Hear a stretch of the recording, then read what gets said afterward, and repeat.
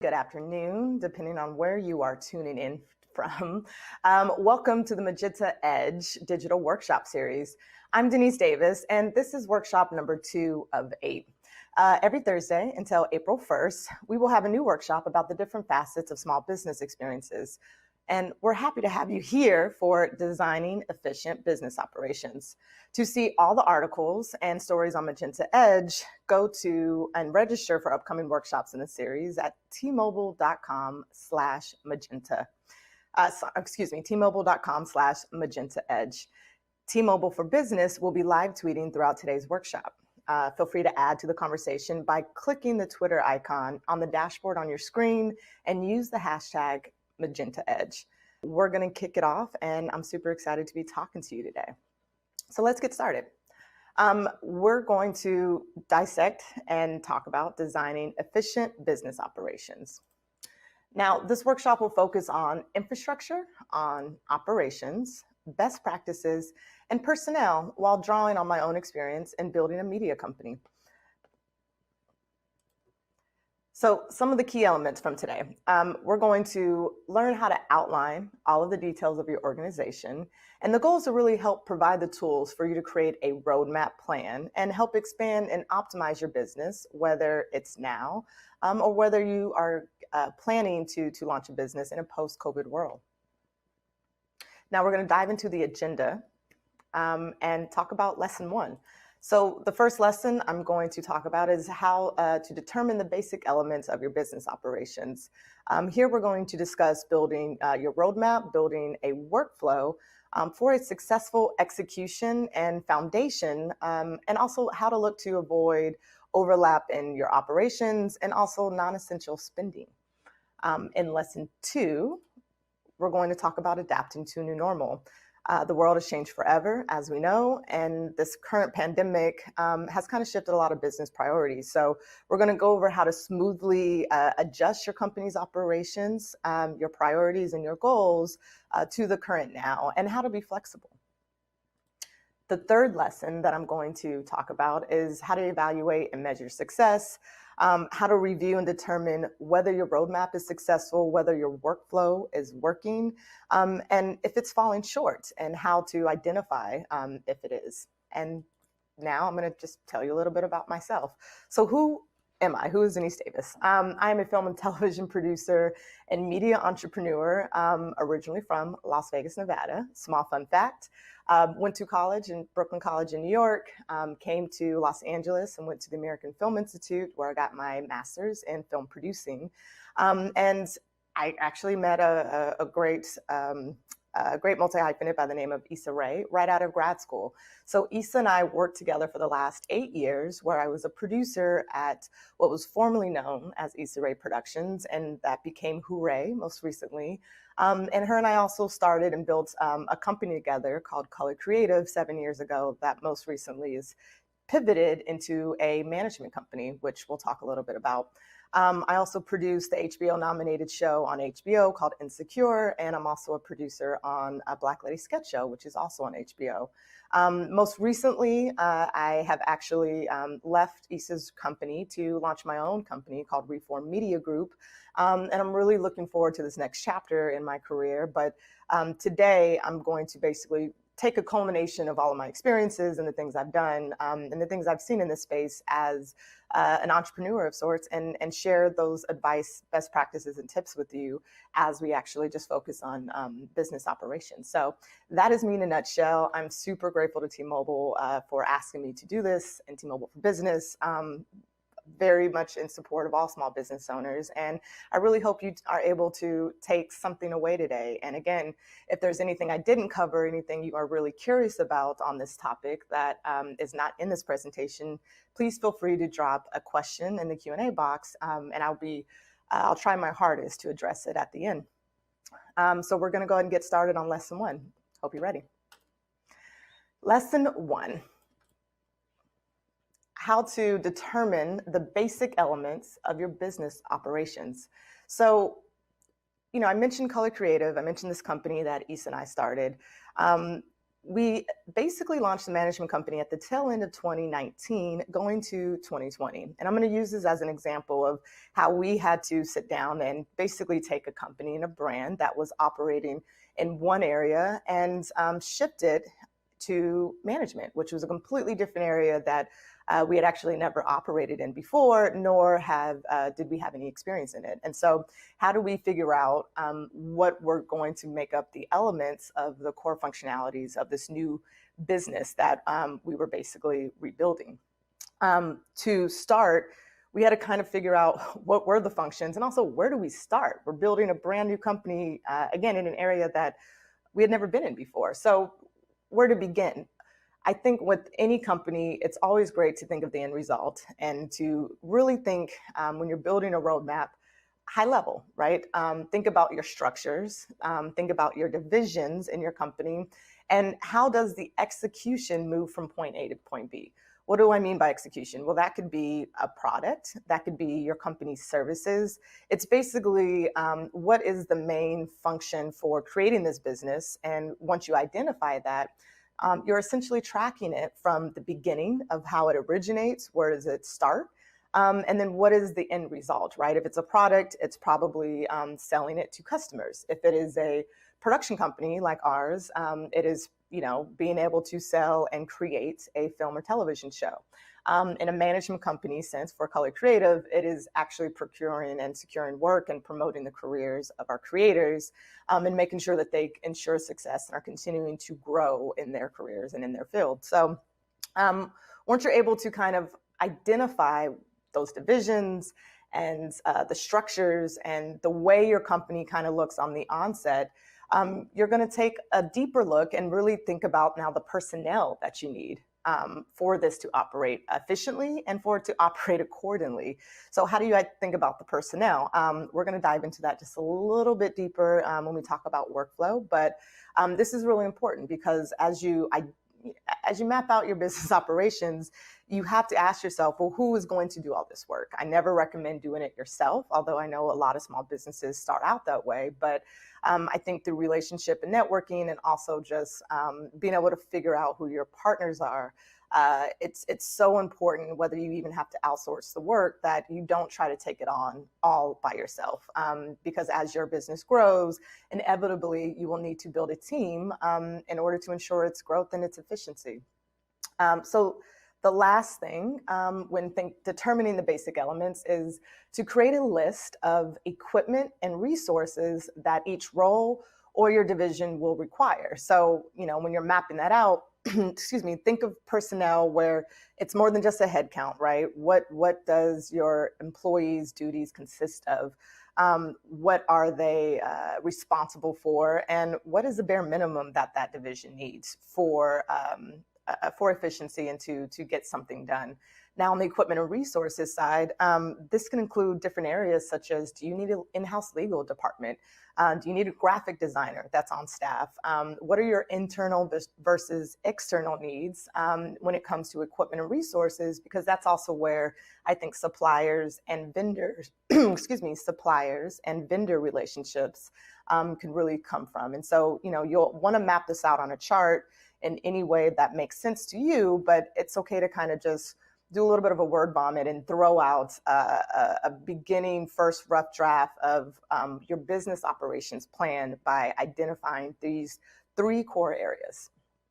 So I'm actually going to show you an example of a roadmap next, and we'll talk a little bit about it. It's a very fun example. This is an example of Issa Rae's company. So I did not create this, nor did Issa. We actually found this on the web probably about a year or 2 ago and shared it with our company because we were very entertained but impressed that someone from the outside, courtesy of Trapital.co, which wrote an amazing article and created this roadmap. But we were impressed that from the outset that they were able to try to figure out Issa's own roadmap only based off of press articles and things that she has talked about in various interviews. So I really wanted to bring this up because, again, this was just someone that looked at Issa and what she was building and, really tried to identify and map out all of the touch points that she was doing on the business side. So it's a blueprint of what a business strategy plan could look like. And I am going to identify and talk about a couple of the things here that you see, because again, this is meant to be used as an example. Yours does not have to look like this, but there are some things that they included that would normally go into your roadmap plan, and things that you should make sure that you're looking for when creating your own. So one of the things I want to point out here, and forgive me, I have a closer one that I'm looking at.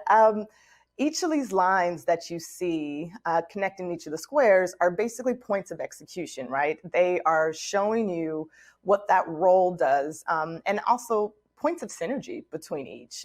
Each box represents either a company or a business, essentially, that Issa is a controlled owner of.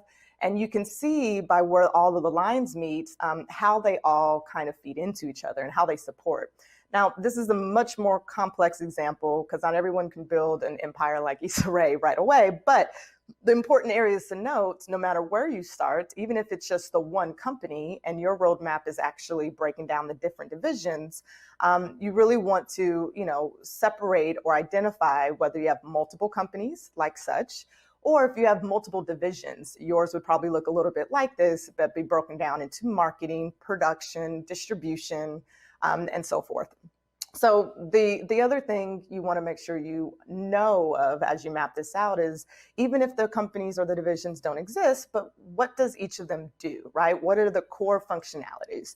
If I'm looking at this example, Issa Rae Productions is the main production company, whereas Rap Shit that they have here is actually a new series that was just recently announced that will be on HBO Max. So it's actually more of a product here. Radio in the Corners is another business of hers, but that is focused on music. So you can start to see and know why these things are separated and what they're supposed to do. More importantly, how do they relate to one another, right? And this is basically up to your discretion at trying to figure out how can your divisions and your companies support each of the core functionalities, and always looking at ways for synergy. It saves time, it saves money, and eventually it just really gives you the most efficient operations plan and foundation to build off of. So the other thing I want to note before we move on is that you'll notice this example does not include personnel needs. That will come next as we get into discussing how to build a workflow. You don't really need to identify how many people are working at these divisions or companies when you make a roadmap. This is really to create and design a big picture or review of how you want to see your company work with each other and how you want to see it operate. So we're now going to move on to discussing how to build a workflow. Once you have your roadmap, you really want to sit down and think about how you want it to operate, right? This is where your workflow strategy will help lead the way for hiring and personnel plans. And this is also what helps create the foundation for later growth, because you get a sense of the scope and just how small or how big you can start, and that you can achieve and aim for later years. So what's the biggest difference between a workflow and a roadmap? Well, as I mentioned, this roadmap that we saw as an example in the previous slide, again, it's a big picture company overview that showcases your synergies and your different divisions and or companies. Whereas a workflow here, we're really going to be building the workflow based off of your roadmap. So it kind of comes as a second step. And within your workflow, it is going to emphasize the execution, who is all involved, which is personnel, and how it all works, right? So I'm going to highlight and identify 3 core things to kind of think about or look for as you are building out your workflow. And the first one is, where is there overlap? Are there any personnel roles or divisions that can be combined? I'm going to give you an example after I go through these 3 tips. But the next one would be to assess what is missing. Where are there holes in your plan? Are there divisions or personnel that feels too bloated in terms of responsibilities or cost? Are there ways to combine any areas, or are there things that maybe you didn't think about that you will need in order to support your infrastructure needs or to support and ensure the success of your company? lastly, what do you need, right? Create a list of the resources that you don't yet have that would better help streamline efficiencies. It's kind of where your vendor and suppliers conversation comes into play, but when you are able to build out your roadmap and then the workflow, it's really easy to then see what's not included, but also more importantly, areas, divisions, companies, or things that you feel like will only add value and benefit and support the overall workflow plan. So, for example, let's take a production company because this is fun. Most people don't realize that a production company is a business at the end of the day. It very much is a business that you are running and that is focused on creating content, right? So I'm going to take a production company as I walk through a workflow example, but I start a company and I'm launching a production company. I want to be in both TV and film.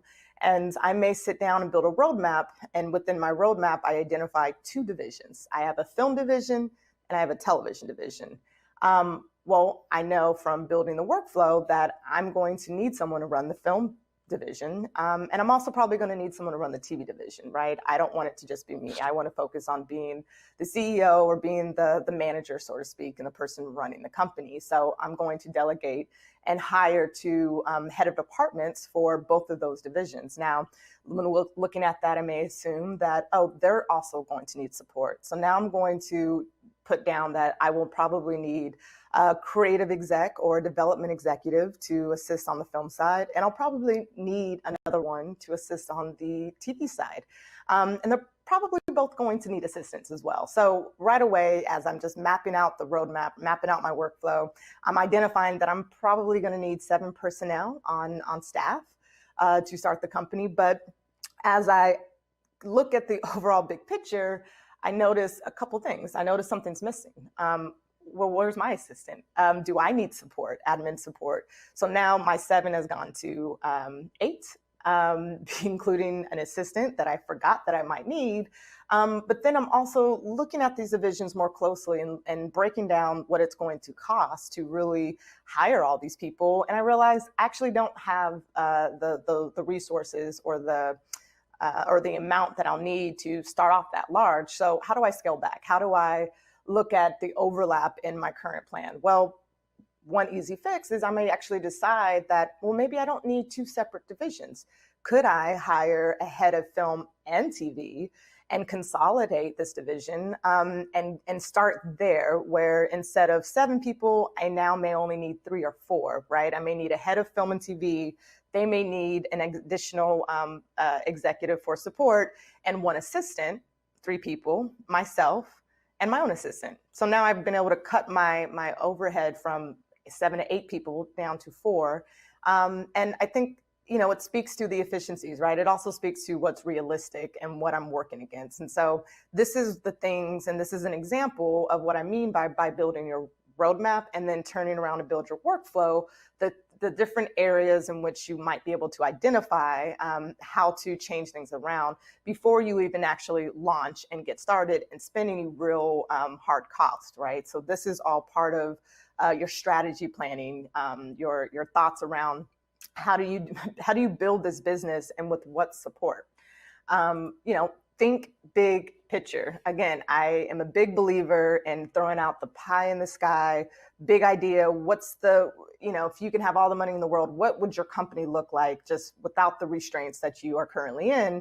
And this is important because in my opinion, without thinking big picture, it's hard to understand the strategy and how to grow it accordingly, right? Because you obviously don't want to start off so big, but you also are able to find the ways that you can scale back and where your starting point is. No different than the example I gave. So, when you're first starting out, if you've never done this exercise before, put it all out there, put it on the page, put everything that you wish that you could have, because one day it actually may serve as a blueprint for what you built your business into versus where you started. So go big or go home. I highly encourage it. And some best practices and advice when talking about building your workflow and creating a roadmap. establish an organizational structure from the top down, whether it's a hierarchy structure, but I do believe in making sure that you're delegating and having dedicated leadership or someone at the top level in a managerial sense who can help oversee and kind of make sure that you're not having to do everything. This also helps just streamline, streamline communication across all areas of your business when you are able to create structures or create divisions and not make sure that you're just investing responsibilities on every employee. They all know what they are there to do. The second tip that I'll give you is to grow strong relationships with your vendors and your suppliers. This is extremely important because, as your business grows, if you're ever in a pinch for any reason, these relationships may be the first things to kind of come in and step in and help you.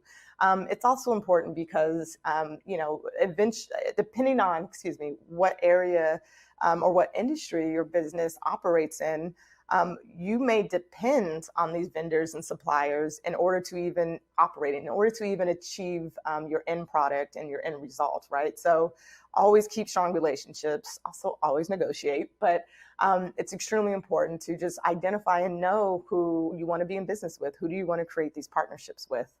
And lastly, you should ask your personnel to contribute their own ideas, right? I think if you're starting a business and it's just you at the moment, that's okay. But definitely get input, or with prospective employees, ask them to contribute what they think your business could be doing to provide or do away with as it relates to either specific task or the job or the overall company. I think hearing directly from the source also helps ensure your employees feel included and that they're content in what the business is doing. But it also kind of helps you at this stage eliminate any blind spots, right? To ask others for their input, ask people who would be working in these environments to contribute what they think is right or wrong about what your current strategy is. So lesson 2, adapting to a new normal. So as we all know, we're not living in normal times, or at least not anymore. The 2020 pandemic has had an impact on every single business. It's had an impact in all of our lives, right? Whether it's a negative impact or whether it's a positive impact, because I have seen some positive impacts, especially as it relates to certain new businesses and different industries. So for my own company, ColorCreative, our priorities shifted and we had to set new realistic goals for the remainder of the year.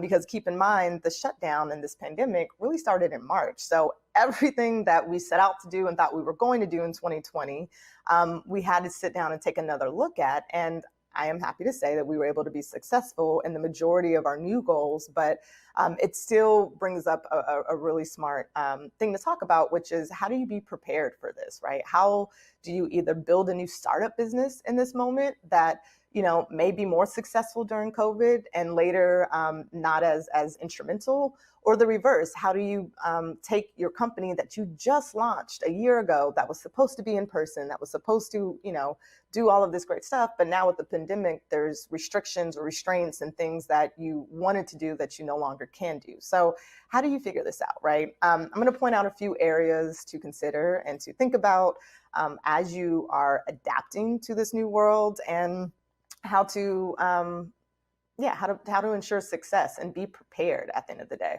Number one, kind of look at your industry, right? Whether you are in restaurants, whether you are in the film and television or content business like myself, or maybe you are a small business owner who is creating your own product, creating your own things to sell on to customers. So when you start there, I bring that up because I really think that you should do some research. Look at all of the emerging trends in your industry, and specifically the trends that are linked to the pandemic, not anything and how the trends were going before everything shut down, but again, more recently, right? What are the trends in this last year in your industry that your business will be operating in, and identify and make note of what those are, right? For example, on the content side, one huge trend has been protocols, COVID protocols, testing and onboarding in order for us to get back into production, right? It is fully shifted our workflow and the way we used to make things and make TV shows and films. And now I can identify different ways that I can build my own workflow to adhere to these new protocols by identifying all the different trends and support and help that some of these businesses might be using. Another example is maybe you're in the restaurant industry and all of a sudden you're noticing, based off of the things you once sold in terms of food and drinks, that there's a new trend showing that more customers are actually buying certain things and less of certain things. And that's maybe just because they're cooped up at home. So maybe it's more soup than normal before. But all of these examples are very loose, but I hope it kind of gives you an idea of what to look out for, right?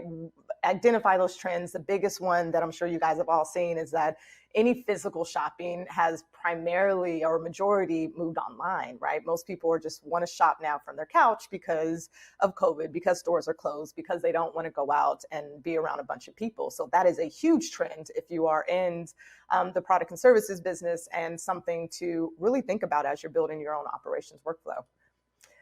The next area to consider is, sitting down and creating the temporary plan that best suits your business needs for the time being. It does not have to be permanent, which leads into my last note, which is everything is in flux right now, right? I wish I could tell you what the world is going to look like in 3 months, but I can't, because day to day, just like you, I am chasing the news and trying to stay updated as much as possible. But there's really no clear end date in sight where we can confidently say that, on this day, things will go back to the way they were. So in order to operate in an environment like that, you have to be able to be flexible. You have to be able to know that your company can pivot at any time, and just be prepared, because things are changing on a daily, and you really want to ensure your company's success. Have a pandemic operating plan. So this is not necessarily how you build your roadmap or your workflow. In my opinion, you should still build that as if it was in a non-COVID world, in my opinion. I say that because on top of that, aside from that, you should actually create a pandemic plan, right? It's taking your roadmap, taking your workflow, and then looking at that with the lens through this pandemic, through this COVID, and really identifying how your business should be operating for the present day, if anything needs to shift or change. But as a rule of thumb, one big piece of advice about this is that I think you should just have 2 plans, and 2 plans ready at all moments. Your roadmap workflow is your regular normal plan, and plan A is actually your business needs to pivot and scale down in its operations, or its core function needs to change, right? So what I mean by that, examples of scaling down. You are temporarily removing certain products or services from your company for the time being, right? It's costing too much money. It's probably not selling as good as it once was. But another example of scaling down would be limiting office hours, limiting store hours. Maybe you want to shut down your physical store altogether for the time being. So this is plan A. How do you take what you were already doing or what you were planning to do and scale it down nimbly to match the current moment? When I mentioned pivoting your core function, an example of that would be you were planning a physical event this year for your company, or it was producing this event, but now you have to shift it to a virtual event, right? You can still actually ensure its success, but the way you were going to function, the way you were actually going to do it must change. Same thing when shifting a focus from, physical sales to online sales. So these are the things to think about as you're building what your plan A is, which is scaling down your operations, and in what ways and how. Those are just some examples, and I'm sure there will be plenty of others as you really break down your own business. Plan B is your business can scale up and operations and or add back in pre-existing or new functions, right? It's almost like having 2 different blueprints that you're ready to shift to.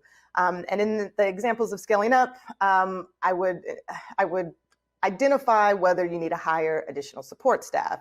Do you need to add new responsibilities to current employees to meet demands, right?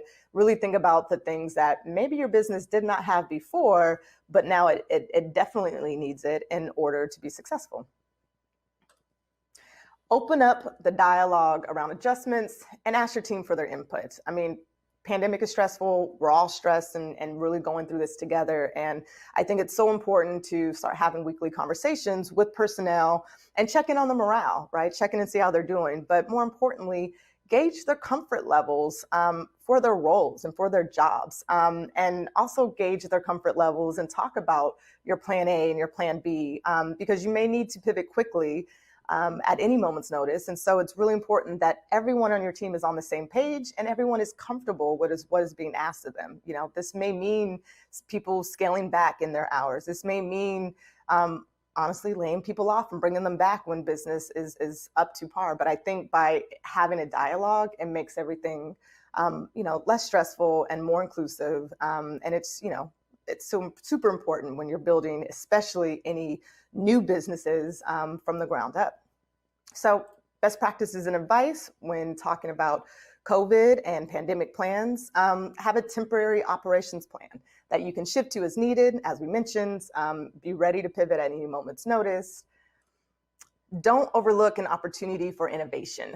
There may be an added benefit in adapting an area of your business model to accommodate for the current times. You know, I'm a big believer that innovation is also an opportunity for post-pandemic growth. You may find something that you change can actually be a runaway success.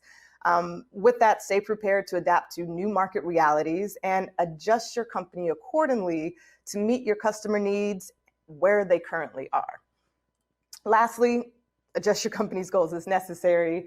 Again, everything is temporary. It does not have to be forever. So we're gonna move on to the final lesson, which is number 3. Very excited. Thank you for sticking with me. And here, this is the fun stuff. We're gonna talk about outcomes and success and how they look different for every business. I like to tell the story, which is when Issa and I started ColorCreative 7 years ago, it did not start as a management company. It was actually an initiative that was focused on building pipelines and support and finding work and opportunities for emerging writers and filmmakers. And we were doing that through various initiatives, various partnerships, and live events, right? We did that very successfully for several years.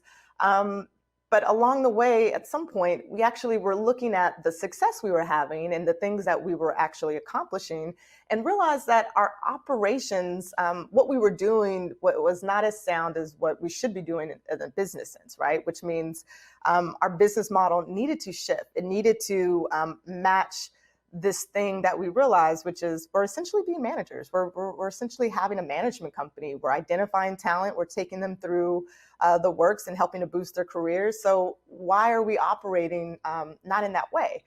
So we set out to work and we sat down and realized, well, how are we going to build this management company? And as I mentioned before, we sat down and built our roadmap and we built our workflow. By measuring our early success that we were having, we discovered that there was actually a more efficient business model that we could pivot this brand towards that could really scale and really hone in because it just made sense to us. I think measuring and valuing success is more than just analytics and it's more than just profits. It really is your business doing the core functionalities that it's set out to do? And if so, what are the other ways in which it's ensuring success and how do you change to adapt to that only in order to grow and only in order to be even more successful? So how to evaluate whether your strategy is efficient. I'm going to talk about 3 areas here that I personally think you should take a really good look at. Area number 1 is competition. This is your competitors, this is the marketplace, but it's really important to sit down and look at and evaluate and compare other businesses' operations against yours. You may be inspired to take note. You may actually see things that they're doing that you should tweak or that you should replicate. And that's okay because we're really talking structurally here. We're really talking divisions here. We're not talking about taking someone else's company's plans and making it your own. We're talking about looking at how other people have built their businesses and what would be considered your competitors because they're in the same industry as you. And looking at yours to theirs, and also looking at their level of success, right? And seeing if it is something you would like to emulate because you might see that they are doing something wrong that you could do better in a very different and more efficient way. So look at your competition and compare their plans to yours. The second area would be your timeline of goals. Most strategies are set against a timeline.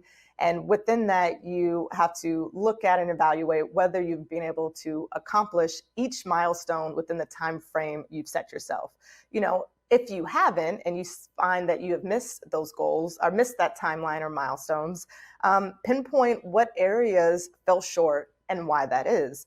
Come up with strategic solutions to help get back on track. And maybe for the next go around, you might need to adjust your goals. You might need to adjust your timeline. Something took longer than you expected. Something took shorter than it expected. But how do you measure whether or not you're being efficient? Well, if you're not meeting your target goals, you could probably be a little bit more efficient somewhere. So this is designed to kind of really help you identify what is causing those problems and how do you make it tighter for the next round. Lastly, money and performance. Looking at the profit and loss statement from your business can help show in specific areas of your strategy that you may need to address. Are you operating within budget? Where is the most of your money being spent?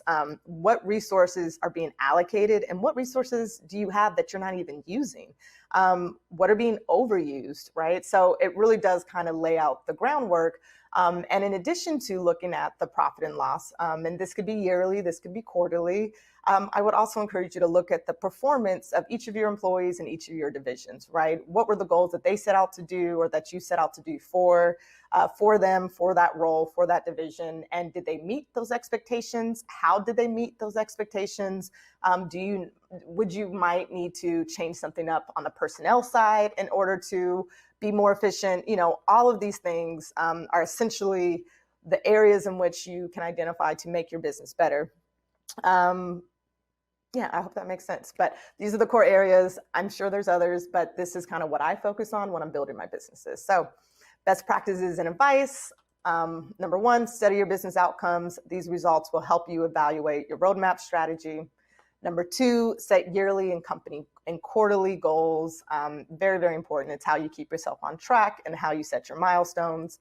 And lastly, keep in mind that a business model can evolve over time. What you set out to do now can and will change in even 2 to 3 years. And a lot of that comes from whether you're successful or you're not successful. You might come back and want to change your business model. So know that that's okay. And change is okay. So here's our recap. Key takeaways.